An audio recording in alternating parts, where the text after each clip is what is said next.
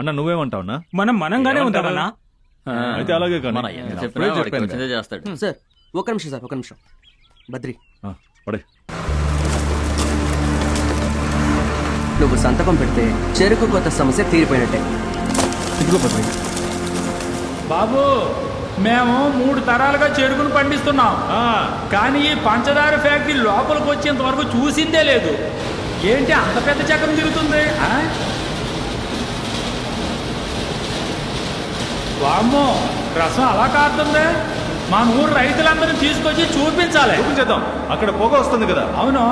ఆ ట్యాంక్ లోనే చెరుకు రసం నుంచి కరెంటు తీస్తారు. ఓహో. ఆ కరెంటుతోనే ఈ ఫ్యాక్టరీ మొత్తం నడుస్తోంది. ఏంటి చెరుకు నుంచి కరెంటా? అవునన్నా. బాబు ఇవన్నీ తెలిసే చెప్తున్నావా? అరే అవునన్నా, ఇందులో చెరుకు రసం మరుగుతోంది.